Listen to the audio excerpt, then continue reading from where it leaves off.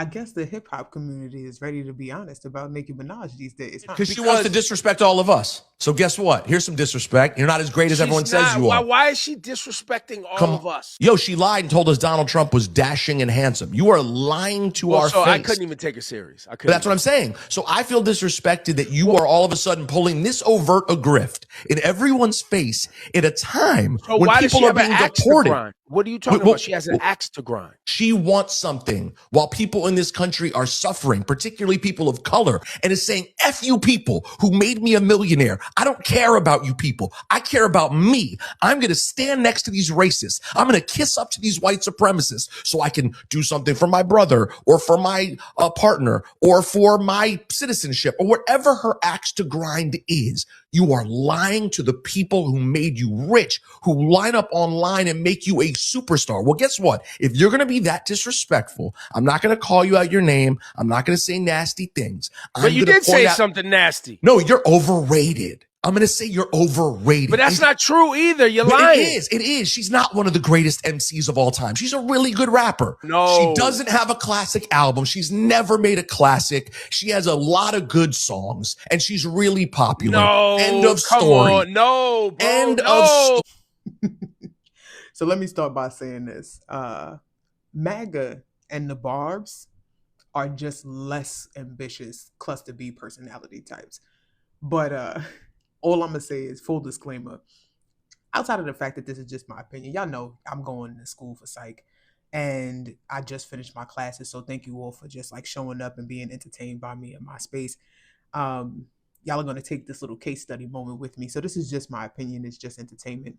And more importantly, if you are a Barb that is intensely parasocially close to Nick, I'm going to just tell you this probably ain't the video for you, so I would advise that you cut this off. If you are comfortable with some of my previous works where I'm talking about her, you can go ahead and take a look at those and see if you have a bite for us. But this is going to get a little bit more direct, because I am under the impression that Nick is not different than her dad, right?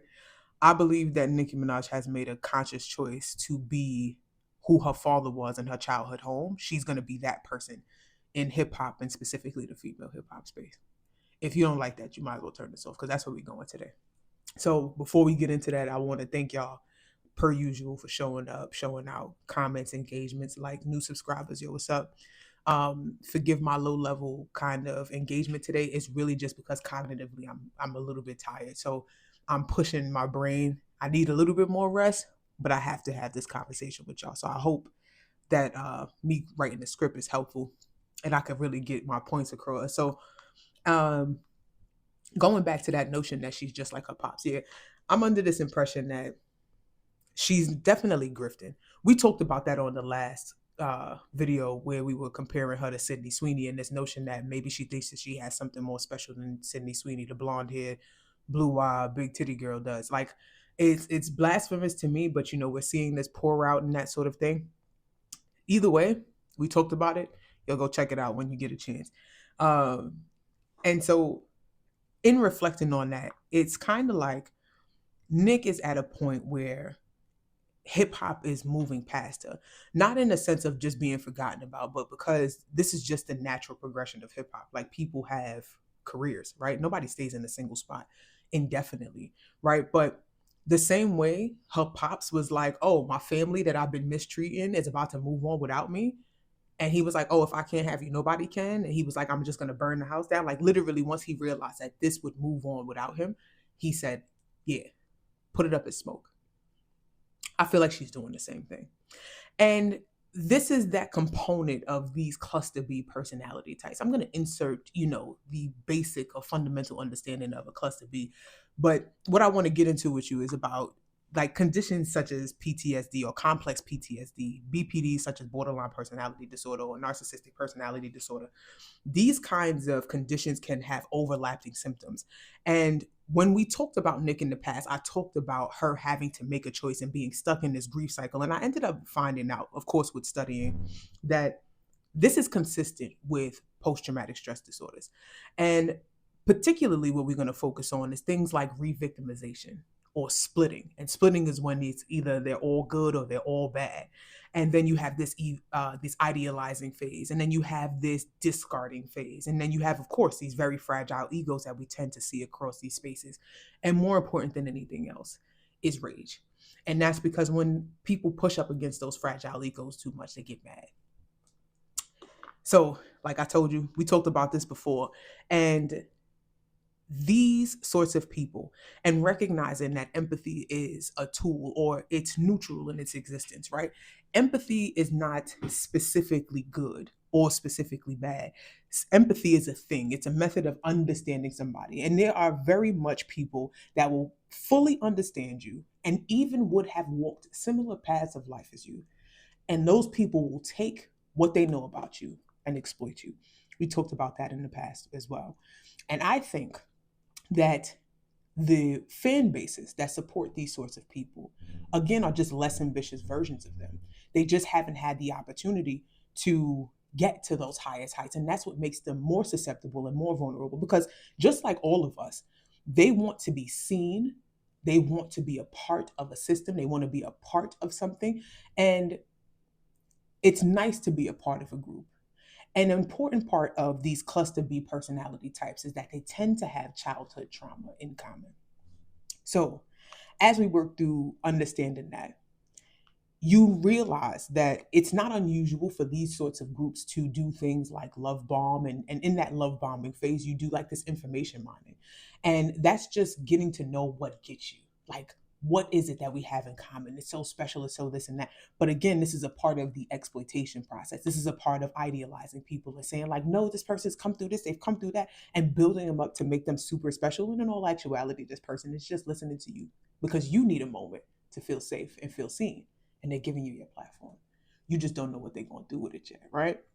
So in your excitement just to be seen, you rally behind, you support, you fall in love. And this is where that cycle of trauma bonding kind of begins, right? And specifically in the hip hop space, this is why this is particularly interesting, because her turning her back is a big conversation about turning her back on gays and trans people and that sort of thing. And, of course, she kind of put Black women up on the chopping block for little white girls to be angry.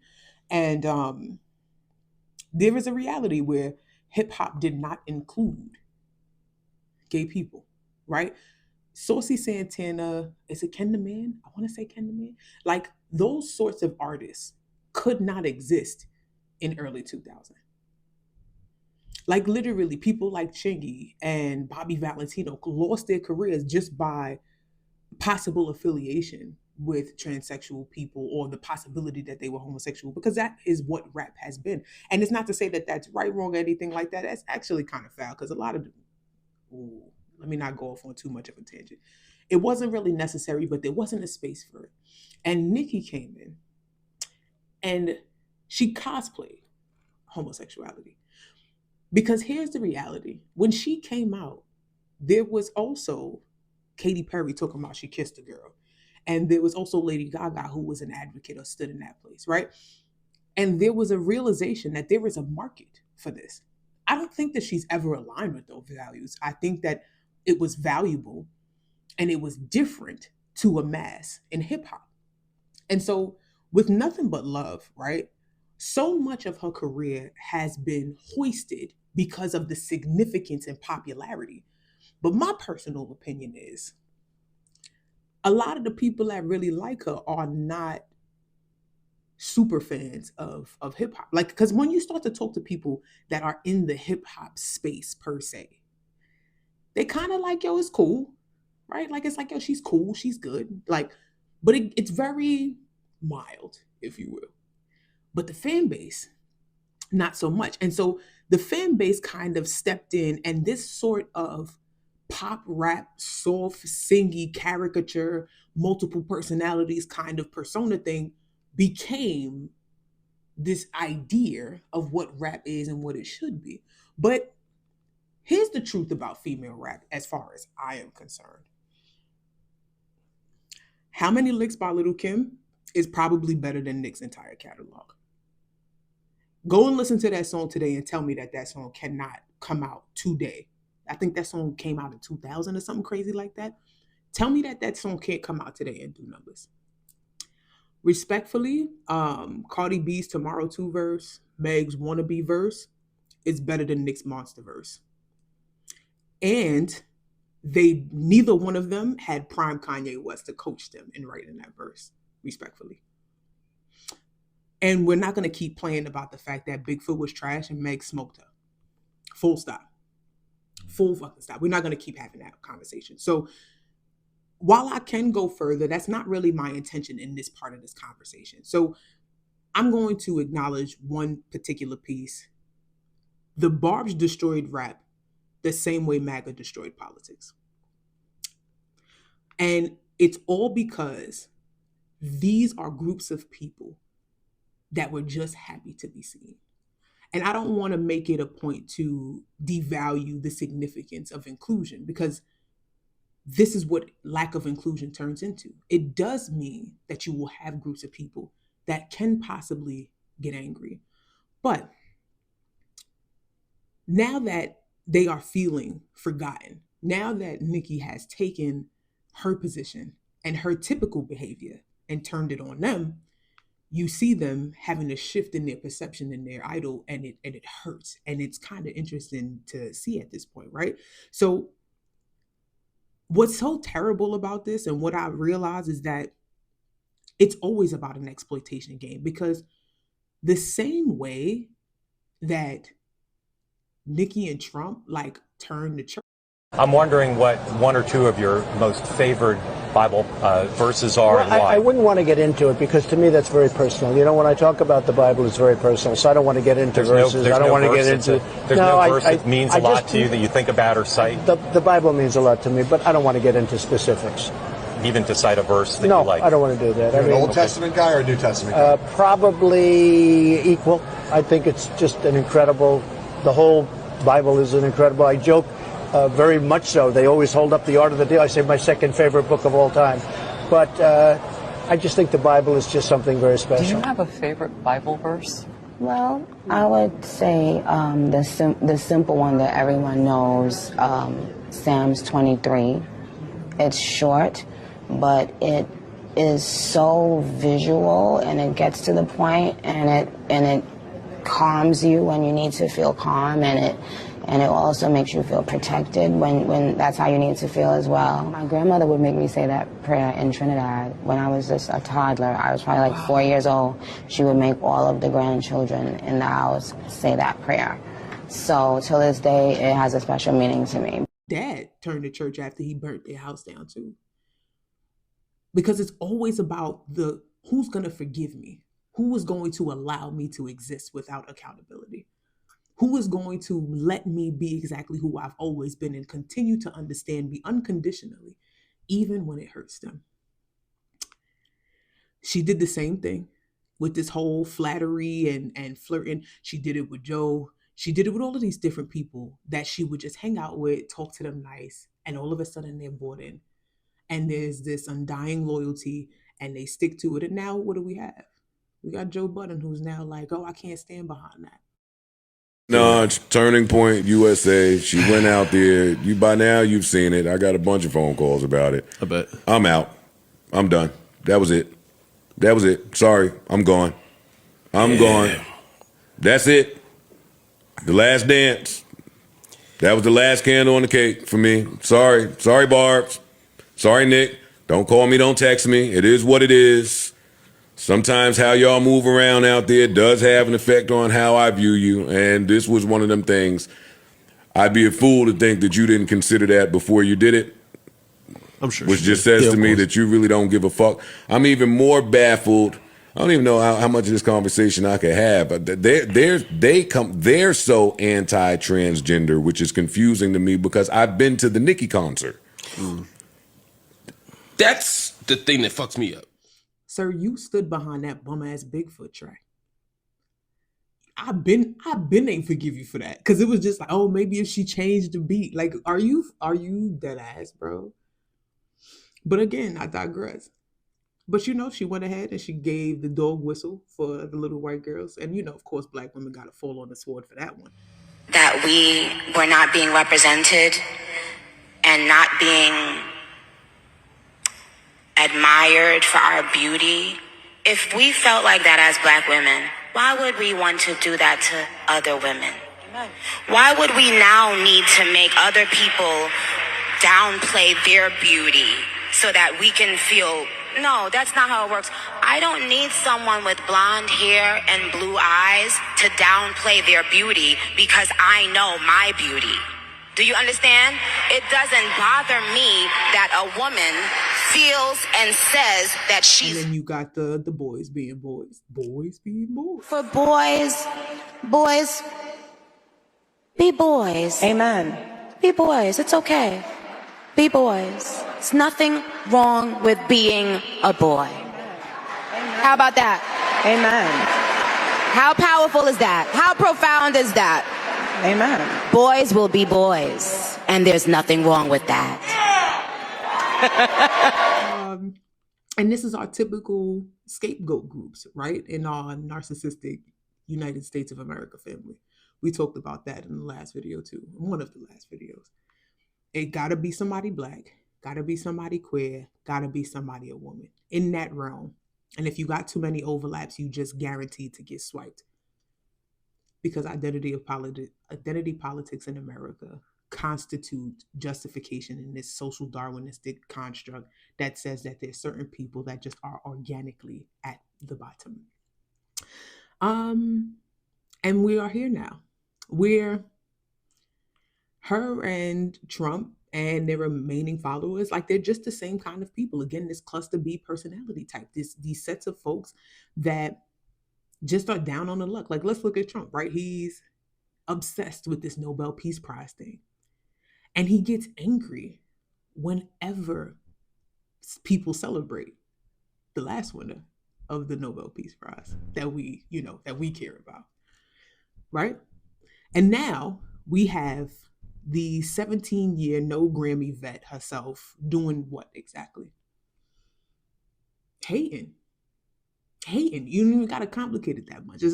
She's just sitting around beefing. And just like him, where everything is fake news that's run by the Democrats, she's talking about this is fake news and fake accomplishments run by Rock Nation. Go figure. And the only difference is what were they able to amass based on where they fell in the construct of American society. Her as a Black female, she was allowed to kind of cap out at female rapper. Him as a white guy could become the United States of America. Keep that in your back pocket because you'll need it later.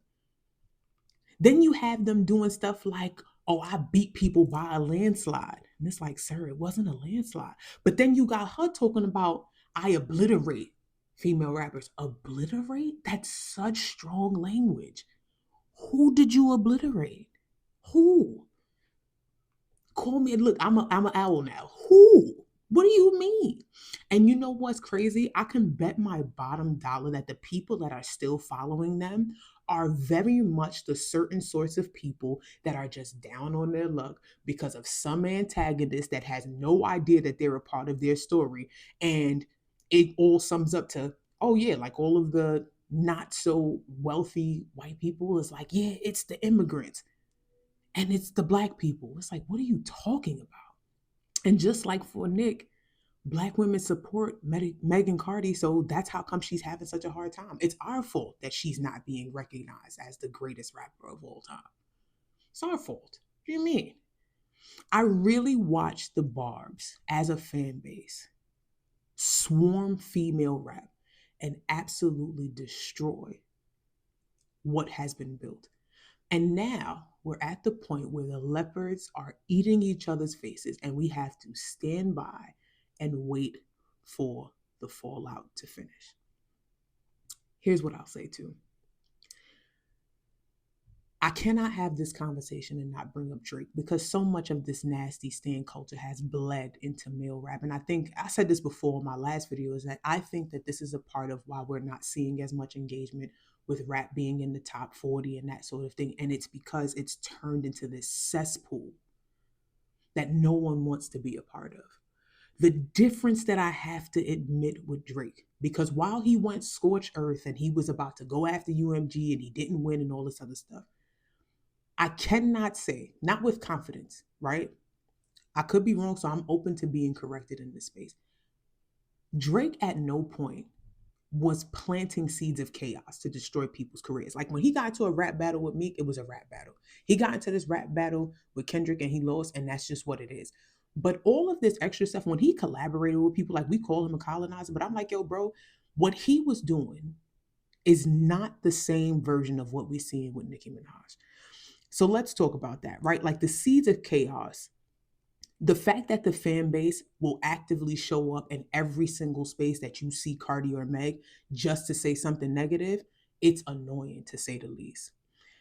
As a matter of fact, Nicki should really be thanking Cardi and Meg. And the reason that I say that is because the fan base is entirely mobilized by hate. Cardi's debut album dropped in 2018. Invasion of Privacy dropped the same year that Queen dropped. Invasion of Privacy smoked that fucking Queen album. Full stop. I'm not having a debate about it. And Invasion of Privacy is a classic. It is going to be listed as a classic. Hence, she won a Grammy for it. The fans swing at Megan, and it's only because Nicki does not have any caliber of collaboration that Meg has had with Cardi and WAP. WAP is an iconic fucking female rap collaboration. Full stop.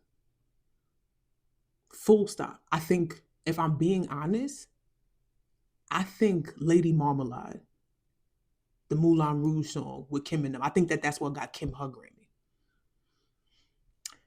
Respectfully, Super Freaky Girl is just Anaconda Part 2.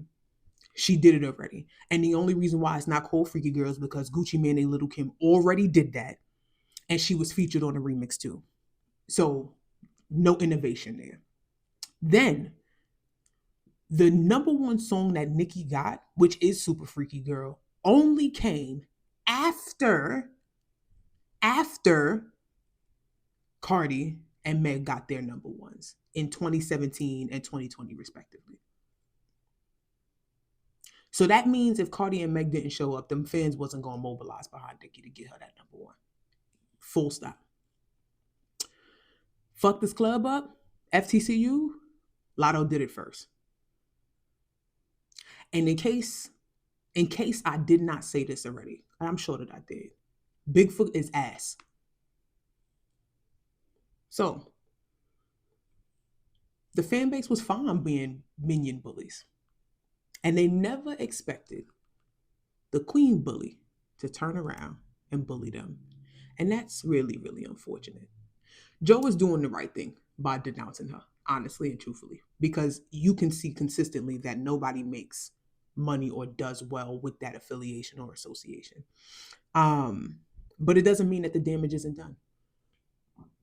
He was a part of the mob that mobilized disdain around female rap and what female rappers are doing. We really watch people have conversations about Cardi and Meg as if their accomplishments were nothing. And there was so much effort around holding up Nicki, who is a good rapper.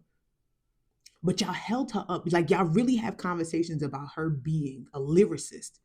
And she couldn't think of another word besides assassin in the middle of having a conversation when talking to the widow of an assassin political figure.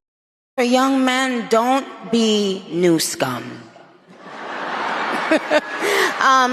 Yes, see, dear young men, you have amazing role models like our handsome, dashing president. And you have amazing role models like the assassin JD Vance, our vice president. And when I say that,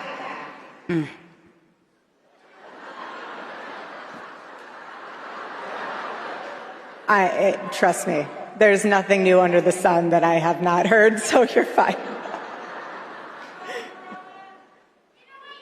Yes, we did. Serious? That's your lyricist? When we have conversations about lyricism, we talk about people like Dot and Cole. You are trying to convince me that pen for pen, right for right, verse for verse, that we're going to put her in that caliber. And this is a cognitive thing. We're not talking about strength training or nothing like that, where there can be disparities in capacity. We're not talking about that. We are having a conversation about creative and cognitive capacity in writing. Fuck the fact that she can't freestyle. This is when Nicki Minaj had to freestyle using 3 random words on the Jimmy Fallon, and her talent is insane. What's up, New York? Make some noise right now. 6 sides, that's a hexagon. I'm the big homie, Megatron. These girls can't see me like the Yeti. All these girls gas like Getty. I am Miss Petty, and it's going down. Basement, I be like, eat it, eat it, eat it, eat it. Edible arrangement. I really won't give her hell about her inability to freestyle, because that's what knocks her down several notches for me. But that's your queen. Heard you. So now we sitting here and everybody was doing the grandstanding bullying for this for Nick. And somebody like, and people like Meg and Cardi, who are genuinely Billboard beasts, got treated like throwaways. Help me, right? It's like, think about it like this. Like if you eat a certain food, let's say you go on your lunch break, you snacking, whatever the case might be. And every time you open up this particular dish, people come in the lunchroom, they come in the break room, they like, oh, what the fuck is that? Oh, who's eating that? Every time you do, it's the same set of people keep coming in and talking smack. Oh, I can't stand that. Oh, that's gross. Oh, that's this. Oh, that's that. And what happened? At some point or another, you probably going to stop bringing that stuff in. You want to stop bringing that stuff in, and you want to take yourself away from a thing that you like and you enjoy. Because why? Because somebody kept coming in and making you uncomfortable about what you like. This is what we call conditioning. This is what conditioning looks like. And what's crazy is that when that kind of didn't work, because Cardi and Meg is still standing, Nick went ahead and she started to bring up things like surgery. And Cardi getting surgery. And Meg having a lot of sex. And when she couldn't use what destroyed Little Kim's career against them, now she's beefing. And she's dissociating out loud. She's always believed that she was different than most Black girls. Hence her little comments at TPUSA about my pretty doesn't have to do anything with your pretty. Not to mention that I know plenty of Trinidadians that believe that they are some kind of exquisite because of some Chinese or Trini Indian something that they got in their background and all this other stuff, because there is some version of colorism in the country, on the basis that Indie and Afro is different, just like we see with the Guyanese. Indie and Afro is different. And so people that are Afro will use commonality in features to say that they are better or they are prettier, which is why she defends Black fishing, because she wants to be perceived as exotic. She's not like the rest of you regular Black girls. Not to mention, West Indians very much have this broken kind of conservatism. I grew up in the town, I tell y'all all the time, like, these motherfuckers will cheat on their women, be in a bunch of different types of situationships, be alcoholics, they might cut somebody over something stupid, and they even will have admitted problems with putting hands on women. But homosexuality and being transgender, which for them is the same thing, that's just ungodly. And it's like, there's no way. There's no way. But yo, you know what? Respectfully, you can't be too right too early. You can't be too right too early. I'm not playing with y'all. I'm not playing with Nick. I'm not playing with none of this stuff. So tell me what you think. Share your piece down below. And we'll be back. And did I tell y'all thank you for hanging out with me? Talk to you later.